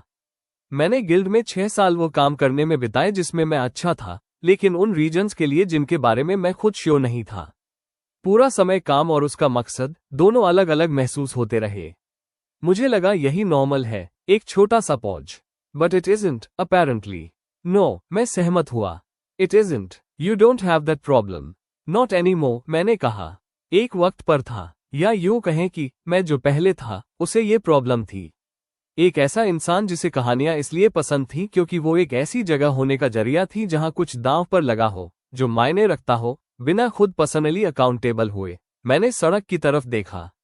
रीडिंग इज वंडरफुल, लेकिन यह असल में वहां होने जैसा नहीं है। And now you are in it completely. Does it feel like the stories? मैंने इस बारे में थोड़ा सोचा। It feels better than the stories. थोड़ा मुश्किल, कम साफ सुथरा, ज्यादा असली। मैं थोड़ा रुका। कहानियों में एंडिंग फिक्स्ड होती है। आप हमेशा उस कंक्लूजन की तरफ बढ़ रहे होते हैं जो पहले से मौजूद है। हकीकत में आप इसे खुद बनाते हैं। हर डिसीजन एक्चुअल होता है, नैरेटिव नहीं। हर इंसान कंप्लीट होता है।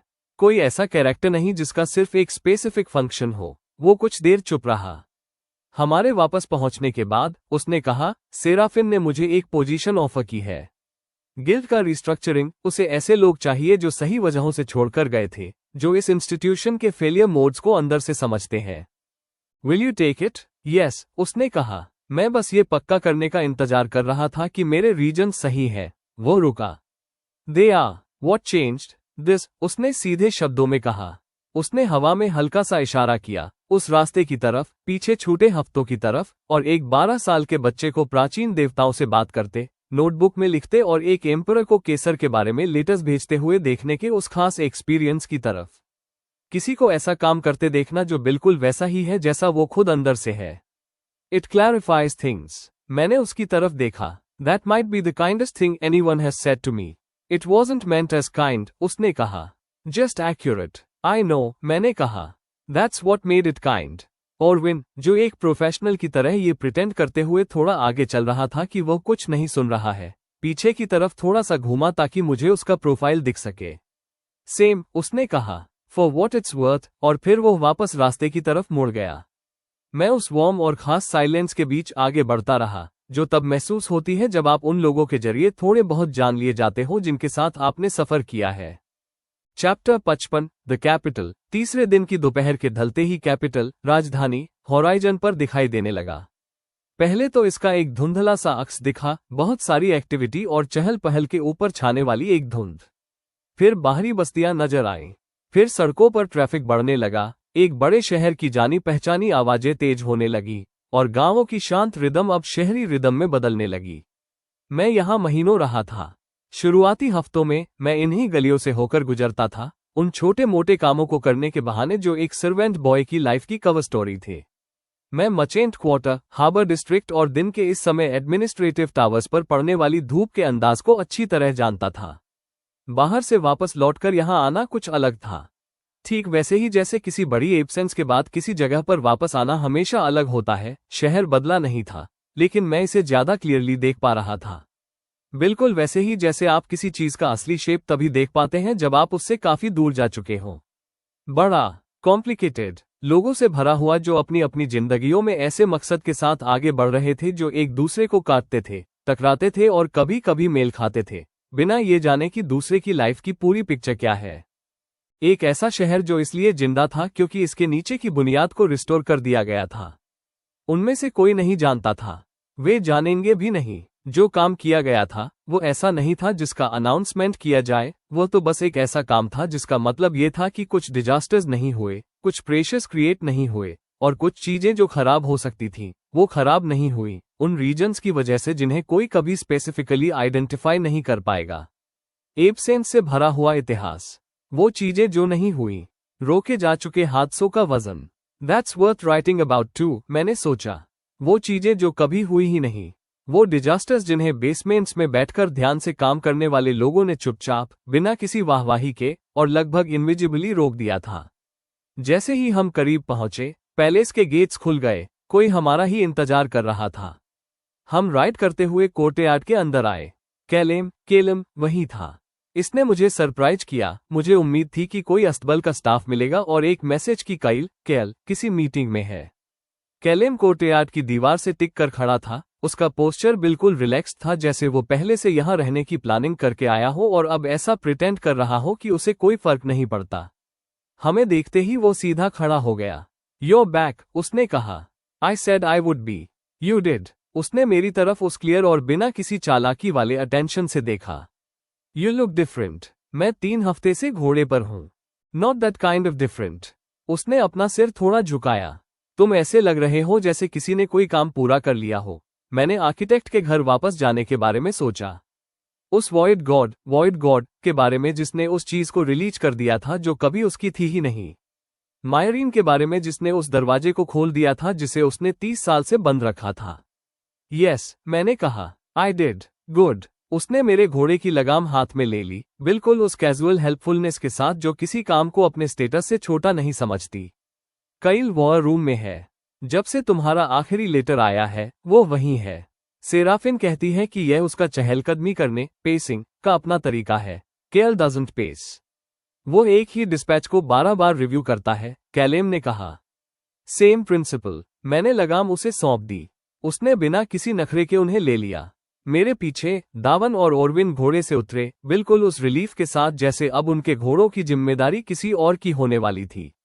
The negotiations? मैंने पूछा। Good, better than good. Southern territories ने कल प्रिलिमिनरी फ्रेमवर्क साइन कर दिया। वो लगभग मुस्कुराया। ईस्टर्न गवर्नर्स भी मान रहे हैं।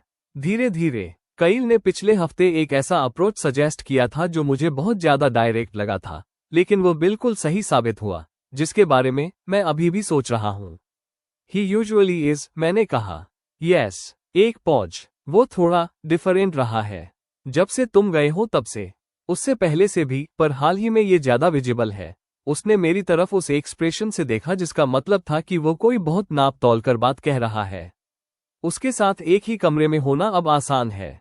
आसान का मतलब यह नहीं कि वो कमजोर, डिमिनिश्ड हो गया है। आसान मतलब जैसे वो सेटल हो गया हो, जैसे किसी चीज ने उसका अटेंशन साइड में खींचना बंद कर दिया हो। मैंने कुछ नहीं कहा। सेराफिन कहती है कि यह सिर्फ वॉइड गॉड क्राइसिस के रिजॉल्व होने की वजह से है, कैलेम ने कहा। That's probably part of it, मैंने कहा। वो खुद भी इस बात पर यकीन नहीं करती, उसने कहा। उसने तो बस ये देखने के लिए कहा था कि मैं क्या कहता हूं। व्हाट डिड यू से? मैंने कहा कि मुझे लगता है ये किसी स्पेसिफिक पसंद के बारे में है, न कि किसी जनरल चीज के बारे में। उसने घोड़ा वहां आए एक अस्तबल के स्टाफ को सौंप दिया। उसने मुझसे कहा कि मैं अपने काम से काम रखूं। गुड एडवाइस, मैंने कहा। आई एम इग्नोरिंग इट, उसने हंसते हुए कहा। गो सी हिम। उसने उस डिस्पैच को जरूरत से ज्यादा रिव्यू कर लिया है। Chapter 56, the war room. War room बिल्कुल वैसा ही था। हर दीवार पर नक्शे, ऑर्गेनाइज्ड स्टैक्स में रखे हुए डिस्पैचेस। बीच में रखी वो बड़ी टेबल जिसकी सतह पर स्याही के दाग थे और जिसमें एक ऐसे वर्कस्पेस की खास बात थी जिसे लंबे समय से गंभीरता से इस्तेमाल किया गया हो। काइल खिड़की के पास खड़ा था। Of course he was. उसने मेरे अंदर आने की आवाज सुनी। मैं चाहे जितनी भी शांति से चलूं, वो हमेशा सुन लेता था और मुड़ा। उसका मुड़ना बिना किसी जल्दबाजी के था। कंट्रोल था, लेकिन उसकी उस खास स्पीड में कुछ ऐसा था जो मेरे जाने से पहले जैसा नहीं था। उसने मेरी तरफ देखा, मैंने उसकी तरफ देखा। हम कुछ पल बस एक दूसरे को देखते रहे। वो भी थोड़ा डिफरेंट लग रहा था। कैलेम सही कह रहा था। वो सेटल्ड क्वालिटी लेटर्स की तुलना में सामने ज्यादा साफ दिख रही थी। उसके खुद को संभालने के आर्किटेक्चर में जो एक चीज हमेशा थोड़ी कसी हुई, परमानेंटली थोड़ी ब्रेस रहती थी, वो अब उतनी नहीं थी। ऐसा नहीं था कि वो बिल्कुल गायब थी या वो कोई ड्रामेटिक तरीके से रिलैक्स हो गया था। लेकिन एक ऐसे आदमी का वो खास तनाव, जो अकेले किसी बहुत बड़ी चीज को संभाले हुए था, अब किसी और चीज में बदल चुका था। वो अब भी एम्परर था। अब भी वही काइल ड्रेवोस, केल ड्रेवोस था। आयरन क्राउन, तूफान जैसे बादलों जैसी आंखें और उसके हर पोस्चर में एक पूरे राजवंश का वजन। लेकिन वो साथ ही साथ कुछ और भी था जो अब साफ दिखाई दे रहा था। You're back, उसने कहा। I said I would be. तुम ये पहले भी कह चुके हो, और मैं हर बार सही साबित हुआ हूं। Yes, उसने कहा। You have. वॉर रूम में उसी जानी पहचानी तरह की शांति थी। दो ऐसे लोगों के बीच का वो खास सन्नाटा जिन्होंने ये सीख लिया था कि उनके बीच की खामोशी खाली नहीं होती। The आर्किटेक्ट, उसने कहा। तुमने लिखा था कि वो घर चला गया, लेकिन तुमने डिस्क्राइब नहीं किया इन पर्सन, मैंने कहा। मैं तुम्हें ये सब खुद मिलकर बताऊंगा। वो इंटेंशनल था। उसने मेरी तरफ देखा। Why? क्योंकि कुछ चीजें लेटर्स के लिए बहुत बड़ी होती हैं, मैंने कहा। और इसलिए भी क्योंकि जब मैं ये बातें कहूं तो मैं तुम्हारे साथ उसी कमरे में होना चाहता था। उसके एक्सप्रेशन में कुछ बदला। बहुत कंट्रोल्ड, बहुत रियल। सिट डाउन, उसने कहा। मैं चाय भिजवाता हूं। मैं 3 हफ्ते से घोड़े पर हूं। I know, sit down anyway. मैं बैठ गया। उसने चाय के लिए कहलवाया। वो मेरे सामने बैठ गया, वर्क टेबल पर, डेस्क के पीछे नहीं। ये साइड बाय साइड वाली वर्किंग कॉन्फ़िगरेशन थी जिसे हमने महीनों में डेवलप किया था, न कि किसी बैरियर के आर पार बैठने वाली।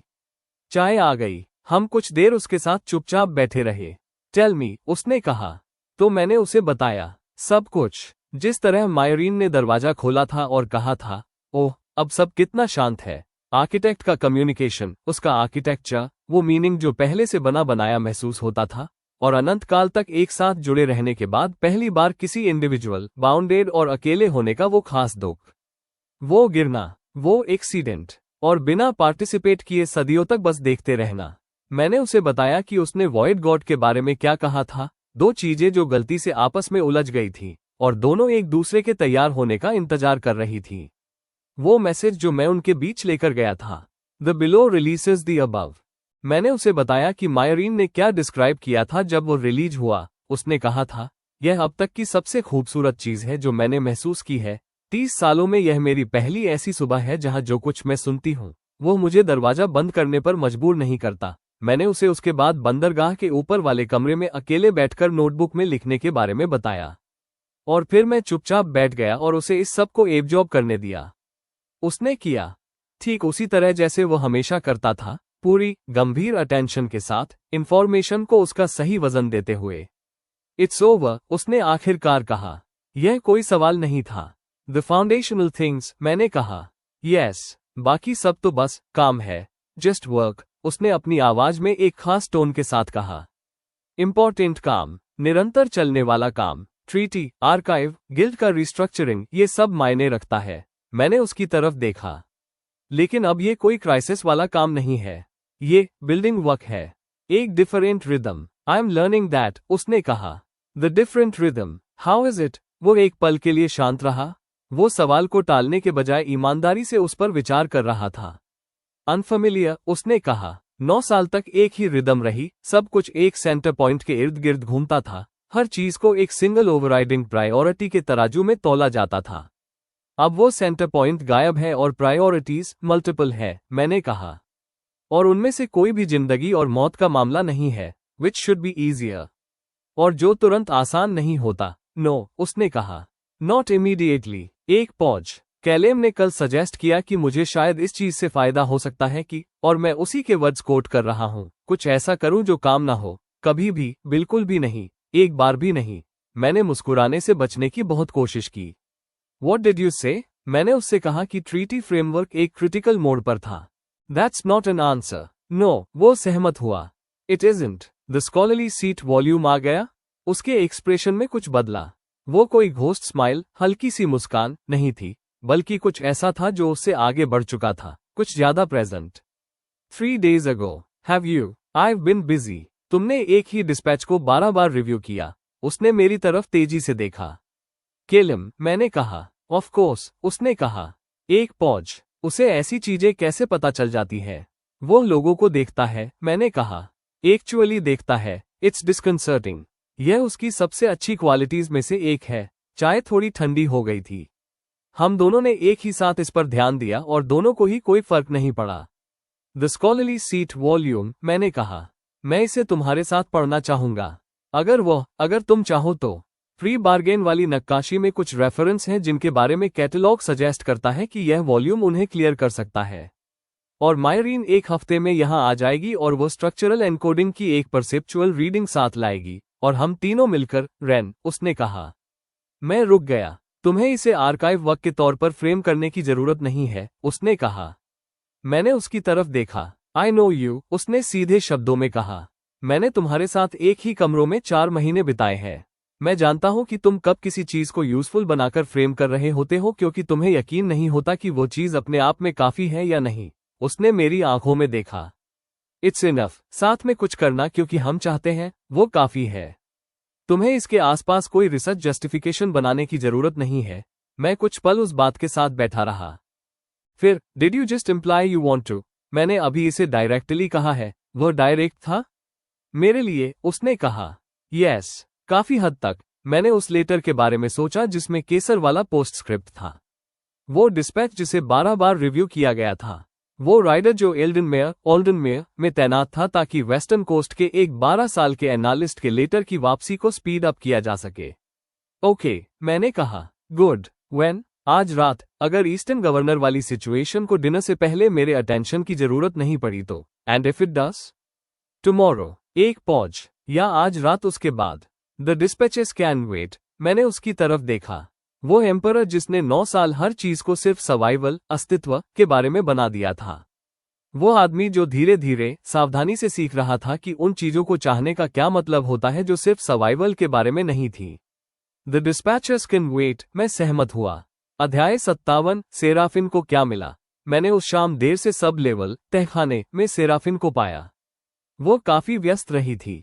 मेरे द्वारा छोड़ी गई वर्गीकरण प्रणाली में काफी सुधार किया गया था। अतिरिक्त क्रॉस रेफरेंस परत और नई नोटेशन प्रणाली में उसका हाथ साफ दिख रहा था, जिसने स्रोत की विश्वसनीयता के आधार पर जानकारी को कलर कोड, रंग वर्गीकृत कर दिया था। दीवारों पर पेंसिल से सावधानीपूर्वक की गई नई टिप्पणियां थीं। कुछ भी स्थायी नहीं था, लेकिन मूल नक्काशी के ऊपर व्याख्या की एक नई परत जोड़ दी गई थी। जब मैं अंदर आया तो उसने ऊपर देखा। तुम वापस आ गए, उसने कहा। हर कोई बस, तुम वापस आ गए हो। आर्किटेक्ट जा चुका है और वर्ड गॉड, शून्य का देवता, अब संपूर्ण है। उसने उस सटीकता के साथ कहा जैसे किसी ने मेरे पत्र को कई बार पढ़ा हो। और मायन एश्वल यहां आ रही है। और तुम ऐसे लग रहे हो जैसे कोई 3 सप्ताह से घोड़े पर सवार रहा हो और उसने कुछ बहुत बड़ा काम भी किया हो। सब कुछ बिल्कुल सच है, मैंने कहा। अच्छा है। उसने अपनी कलम नीचे रख दी। तुम्हारे जाने के बाद मुझे कुछ मिला। वास्तव में कई चीजें मिली, लेकिन विशेष रूप से एक चीज ऐसी है जिसे मैं दबाकर बैठी थी क्योंकि मैं इसे तुम्हें खुद मिलकर दिखाना चाहती थी। उसने एक फोल्डर में हाथ डाला और कागज का एक पन्ना बाहर निकाला। यह एक प्रतिलेख, ट्रांसक्रिप्शन था, दीवार पर नक्काशी वाले सबसे पुराने परत के ग्रंथों में से एक। अनुबंध पूर्व, प्री बार्गन, वैरात लिपि। तुमने इसका अनुवाद किया, मैंने कहा। कोशिश की। इस खंड की वैरात लिपि अन्य उदाहरणों से अलग है। यह वैसल माकन, पात्र अंकन प्रकार की या सीली मोहर प्रकार की नहीं है। यह एक तीसरा प्रकार है, वो रुकी। मैंने गिल्ड के साम्राज्य पूर्व भाषा संग्रह और 400 साल पहले फॉलनर लाइट के आर्किटेक्ट के साथ एक मुठभेड़ के बारे में एक बहुत पुराने गिल्ड विद्वान के नोट से इसका मिलान किया, वही जिसका मैंने अपने पत्र में उल्लेख किया था। और तीसरा वैरात प्रकार दिशात्मक है, विवरणात्मक या निर्देशात्मक नहीं। ये गति, मूवमेंट के बारे में कुछ रिकॉर्ड कर रहा है। विशेष रूप से, उसने प्रतिलेख के एक हिस्से की ओर इशारा किया। ये गद्यांश, मुझे लगता है कि यह मूल पतन, फॉलिंग का एक रिकॉर्ड है। इसे पहले सम्राट या उनके विद्वानों द्वारा नहीं लिखा गया था। इसे खुद आर्किटेक्ट ने लिखा था। मैंने उसे घूर कर देखा। ये यही था, उसने कहा। महल से पहले, साम्राज्य से पहले, ये शायद आधारशिला, बेडरॉक में था, पत्थर के भीतर बिखरा हुआ। और इसने कुछ लिखा, उस प्राक भाषा, प्री लैंग्वेज में जो आगे चलकर वैरात लिपि बनी, क्योंकि यह यहाँ इतने लंबे समय से था कि इसने भाषा को उसके संरचनात्मक स्तर से विकसित होते हुए देखा था। वह रुकी। इसने अपने साथ जो हुआ उसका एक रिकॉर्ड छोड़ा। पतन, कोर, केंद्र का बिखरना। वो इससे पहले क्या था? दुर्घटना का एक विवरण, मैंने कहा। और कुछ और भी। उसने आखिरी हिस्से की ओर इशारा किया। यह वो हिस्सा है जिसका मैं पूरी तरह से अनुवाद नहीं कर सकी, लेकिन गिल्ड विद्वान के नोट्स में आर्किटेक्ट को अपनी मुठभेड़ में कुछ ऐसा ही कहते हुए वर्णित किया गया है, एक ऐसे सुधार या बहाली के बारे में जो चक्र के बाहर से आएगी। एक विशिष्ट प्रकार का पुल, कोई ऐसा जो एक ही समय में दोनों दुनिया में मौजूद हो, उसे पता था, मैंने कहा। पतन के ठीक बाद के शुरुआती दौर में भी, उसने मानव सभ्यता के अस्तित्व में आने से पहले ही समाधान के विशिष्ट प्रकार की गणना कर ली थी, और उस गणना को आधारशिला में छोड़ दिया, सेराफिन ने कहा। जहां इसने तब तक इंतजार किया जब तक कि किसी ने इसके ऊपर एक महल नहीं बना दिया और अंततः इसे ढूंढ नहीं लिया और दीवारों पर इसकी नक्काशी नहीं कर दी, और आखिरकार सही ज्ञान रखने वाला कोई इसे पढ़ने नहीं आ गया। हम कुछ देर इसके साथ इस विचार में डूबे बैठे रहे। ये हमेशा यही रहने वाला था, मैंने कहा। जानकारी इंतजार कर रही थी, सही पाठक के लिए, उसने कहा। मैंने उस प्रतिलेख को देखा। प्राक भाषा लिपि जो वैरात बन गई थी, जिसने स्थिति की वास्तुकला संबंधी सच्चाई को उसी के लिए कूटबद्ध एनकोड कर दिया था जिसके पास आखिरकार इसे देखने के लिए सही आंखें होंगी। मायन इसके संरचनात्मक कूटलेखन को पढ़ सकती है, मैंने कहा। जब वो यहाँ आएगी, वे हिस्से जिनका तुम अनुवाद नहीं कर सकी। अगर भाषाई परत के बजाय संरचनात्मक परत में कोई जानकारी है, मुझे पता है, उसने कहा। मैं उसी का इंतजार कर रही हूँ। एक ठहराव। वो कैसी है? मेरी उम्मीद से बेहतर, मैंने कहा। जितनी उसने खुद से उम्मीद की थी, उससे बेहतर। मैं रुका। वो इसलिए आ रही है क्योंकि वो वाल्ड्रिस से मिलना चाहती है। संग्रह, अभिलेखागार, तो दूसरा कारण है। और वाल्ड्रिस? जब उसे पता चला तो वो रो पड़ी। केल ने एक पत्र में इसका जिक्र किया था। सेराफिन कुछ देर शांत रही। अच्छा है, उसने कहा। उसे इसकी जरूरत थी। मुझे लगता है कि उन दोनों को ही इसकी जरूरत थी। हम कुछ देर सब लेवल में बैठे रहे, जो 300 साल के हताश ज्ञान और सेराफिन की 4 हफ्तों की सावधानीपूर्वक की गई नई टिप्पणियों से घिरा हुआ था। सेरा, मैंने कहा, पहली बार मैंने इस छोटे नाम का इस्तेमाल किया था। केलम का उसके लिए रखा नाम। उसने मुझे टोका नहीं। धन्यवाद, मैंने कहा, मेरे जाने के दौरान यहाँ सब कुछ संभालने के लिए। संग्रह, डीब्रीफिंग, गिल्ड का काम, नजर रखना। मैं रुका। हर चीज पर, यह मेरा काम है, उसने कहा। खारिज करने वाले अंदाज में नहीं, ये सेराफिन का "यू आर वेलकम", आपका स्वागत है, कहने का तरीका था, जिसका मतलब था कि मैंने इसे चुना है और मुझे खुशी है कि मैंने ऐसा किया। यह असाधारण काम है, मैंने कहा। उसने अपनी कलम उठाई, वापस प्रतिलेख पर लौट आई। लेकिन उसके ऐसा करने के तरीके में कुछ था, एक ठहराव, एक उद्देश्य, किसी ऐसे व्यक्ति का भाव जिसे ठीक अपने कद की समस्या मिल गई हो। सोने जाओ, रेन, उसने कहा। तुम 3 सप्ताह से घोड़े पर हो। हर कोई इसी बात पर ध्यान दे रहा है, क्योंकि यह सच बना हुआ है। उसने ऊपर नहीं देखा। वापसी पर स्वागत है। अध्याय 58, द स्कॉलरली सीट वॉल्यूम, विद्वत पीठ का ग्रंथ। हमने उस रात इसे पढ़ा। पूर्वी गवर्नर की स्थिति पर रात के खाने से पहले ध्यान देने की आवश्यकता नहीं थी। केल ने इस बात का जिक्र उस निष्पक्षता के साथ किया जैसा कोई ऐसा व्यक्ति करता है जिसने शायद ये सुनिश्चित कर लिया हो कि इसकी जरूरत न पड़े। मैंने पूछा नहीं। स्कॉलरली सीट, विद्वत पीठ, से आया वो ग्रंथ मेरी उम्मीद से छोटा था, पतला, पुराने चमड़े में बंधा हुआ, जिसका कवर बिल्कुल सादा था। यह एक ऐसी वस्तु थी जो देखने में कुछ खास नहीं लगती थी, लेकिन अपने भीतर सब कुछ समेटे हुए थी। हम वॉर रूम, युद्ध कक्ष की कार्य मेज पर बैठे। सब लेवल, तहखाने में नहीं, वहां संग्रह का काम नहीं हो रहा था। वॉर रूम में, जहां शाम की रोशनी थी, स्याही और पुराने कागज की परिचित गंध थी, और खिड़की से शहर की दूर से आती आवाजें सुनाई दे रही थी।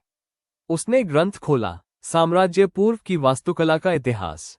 उन सभ्यताओं के संरचनात्मक सिद्धांत जो किसी स्तर पर यह समझते थे कि सही निर्माण के लिए ये समझना जरूरी है कि आप किस चीज पर निर्माण कर रहे हैं। भौतिक दुनिया को उसके नीचे की आध्यात्मिक वास्तुकला से क्या विरासत मिली थी। कैसे पहले निर्माताओं ने, बिना किसी पूर्ण ढांचे के, ये भांप लिया था कि वास्तविकता के नीचे भी भार उठाने वाली, लोड बेयरिंग वास्तविकताएं मौजूद थीं।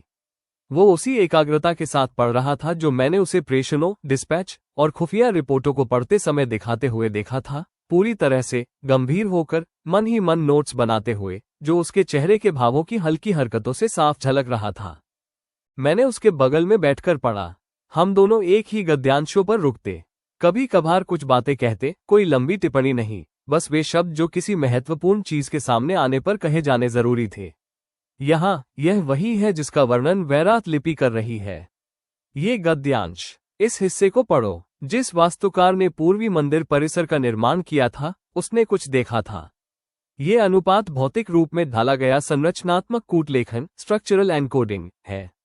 2 घंटे बीतने के बाद केल ने धीरे से कहा, मेरी तरफ देखने के बजाय पन्ने की ओर देखते हुए, जब मैं 16 साल का था, तब मैं इसका अध्ययन करना चाहता था। मेरे पिता ने कहा था कि यह व्यवहारिक नहीं है, यह व्यवहारिक नहीं है, मैंने कहा। बिल्कुल भी नहीं, और मैं इसे फिर भी पढ़ रहा हूं। उसने एक पन्ना पलटा। 31 साल की उम्र में, एक संधि वार्ता के बीच में, पिछले 9 साल बेहद व्यवहारिक कामों के अलावा और कुछ न करने में बिताने के बाद, एक ठहराव। यह मेरी सोच से कहीं बेहतर है। क्या यह वैसा ही है जैसी तुमने कल्पना की थी? नहीं, उसने कहा, यह अधिक विशिष्ट है, एक तरह से अधिक मानवीय। इन लोगों ने जो इमारतें बनाई, उन्हें बनाने में उन्होंने जो विकल्प चुने, अनुपातों में कूटबद्ध, एनकोड की गई समझ। वह रुका। मुझे लगता था कि विद्वता अमूर्त, एब्स्ट्रैक्ट होती है। यह अमूर्त नहीं है। यह इस बारे में है कि लोग क्या जानते थे, उन्होंने उससे क्या बनाया और क्या चीज टिकी रही। इतिहास हमेशा ऐसा ही होता है, मैंने कहा। तुम ऐसे बात कर रहे हो जैसे तुम सालों से यही पढ़ा रहे हो। मैं महीनों से इस बारे में सोच रहा हूं, मैंने कहा। रुक कर, कि असली इतिहास किस लिए है? केवल रिकॉर्ड, दस्तावेज के लिए नहीं, इसके उपयोग के लिए। ये क्यों मायने रखता है कि हम जाने कि वास्तव में क्या हुआ था? ये क्यों मायने रखता है? मैंने वाल्ड्रिस के बारे में सोचा। एक ऐसे दुख के 43 साल जिसका कोई ढांचा नहीं था, कोई स्वीकृति नहीं थी, कोई रिकॉर्ड नहीं था कि ईरिक के साथ जो हुआ वो गलत था। जिस तरह अनरिकॉर्डेड, अनालेख्य अन्याय का अस्तित्व समाप्त नहीं होता, बस उसके बारे में बोलना बंद हो जाता है। वो जमीन के नीचे चला जाता है और 43 वर्षों की योजनाओं, हॉलो क्राउन्स और लगभग आ चुकी आपदाओं के रूप में आड़ा तिरछा बाहर आता है। क्योंकि जिन चीजों का रिकॉर्ड नहीं रखा जाता, उन्हें सुधारा नहीं जा सकता, मैंने कहा। और जिन चीजों को सुधारा नहीं जाता, वे बार बार होती रहती है, अलग रूपों में, एक ही जड़ों के साथ। मैं रुका। सुविधाजनक संघर्षों में गवा दिए गए 11 नायक उम्मीदवार, हीरो कैंडिडेट्स। वे पात्र, वेसल्स, जिन्हें जन्म से पहले ही चिन्हित कर दिया गया और कभी बताया नहीं गया। 60 लोग जो एक बजट विवाद के कारण मारे गए। इनमें से किसी का भी सही रिकॉर्ड नहीं रखा गया था। और यह सब इकट्ठा होता गया, मौजूदा संकट के रूप में, हर मौजूदा संकट के रूप में, मैंने कहा। जिस संकट को हमने अभी सुलझाया है, वो सिर्फ एक उदाहरण है। तंत्र हमेशा एक जैसा होता है, किसी सच की जगह कोई सुविधाजनक चीज ले लेती है, और वह सच होना बंद नहीं करता। वो बस चर्चा में आने की क्षमता खो देता है, और अंततः उसका दबाव उन तरीकों से बाहर आता है जिन्हें संभालना मूल सच की तुलना में कहीं अधिक कठिन होता है। केल कुछ देर शांत रहा। संधि का ढांचा, ट्रीटी फ्रेमवर्क, उसने धीरे से कहा। क्षेत्रीय विवाद, यही सिद्धांत, उन सीमाओं को कैसे खींचा गया था, इसका वास्तविक इतिहास, अगर हम इसे सही ढंग से प्रलेखित, डॉक्यूमेंट करते हैं, उस संरचनात्मक वास्तविकता के साथ जिसे समझने में मायन हमारी मदद कर सकती है, तो इसे सीधे संबोधित करना संभव हो जाएगा। बजाय इसके कि हम एक ऐसे ऐतिहासिक घाव की राजनीतिक अभिव्यक्ति को संभालते रहें जिसका कोई नाम तक नहीं लेना चाहता। इसीलिए ये संग्रह, आर्काइव, मायने रखता है। बिल्कुल इसीलिए। उसने मेरी तरफ देखा, पूरी तरह से केंद्रित, बादलों की सी गंभीर और गहरी नजरों से। तुम महीनों से इस बारे में सोच रहे हो, उसने कहा। शुरुआत से ही, मैंने कहा।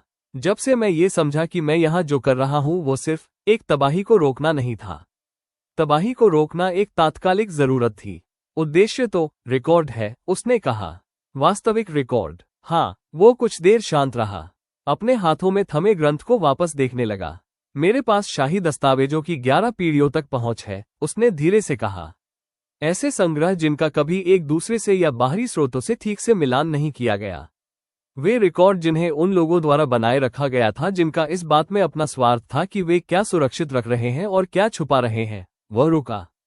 और अब गिल्ड की 43 वर्षों की समानांतर खुफिया जानकारी तक पहुंच है। और मायन द्वारा संरचनात्मक परत को समझकर पढ़ा जाना। और सब लेवल की दीवारों पर जो कुछ भी कूटबद्ध है, इसमें सालों लगेंगे, मैंने कहा। हाँ, शायद दशक। हाँ, क्या तुम, मैं रुका। क्या ये, रेन, उसने कहा। मैंने 9 साल एक ऐसे संकट को संभालने में बिताए जिसके बारे में मैं किसी को बता नहीं सकता था। जाहिर तौर पर, मुझमें बहुत लंबी परियोजनाओं के लिए पर्याप्त धैर्य है, उसकी आवाज में कुछ था। और इस बार, इसके लिए एक बेहतर साथ भी है। वॉर रूम में शांति थी। बाहर शहर शांत था। हमारे बीच मेज पर वो ग्रंथ खुला था। मैंने कुछ पल के लिए कुछ नहीं कहा। फिर, मैं अगले हफ्ते से औपचारिक क्रॉस रेफरेंसिंग, स्रोतों का मिलान, शुरू करना चाहूंगा। मायन के आने के बाद, वो सहमत हुआ। कल सुबह सबसे पहले पूर्वी गवर्नरों का मामला, कल सुबह सबसे पहले, और आज रात, हम इस अध्याय को पूरा करेंगे, उसने कहा, और पन्ना पलट दिया। तो हमने ऐसा ही किया। तो दोस्तों, अगर आपको ये कहानी अच्छी लगेगी तो हमारे इस सफर में आगे भी साथ बने रहिएगा। वीडियो को एक प्यारा सा लाइक जरूर दें और कमेंट करके मुझे बताइए कि कहानी का कौन सा हिस्सा आपको सबसे ज्यादा पसंद आया। आपके कमेंट्स मुझे बहुत हौसला देते हैं।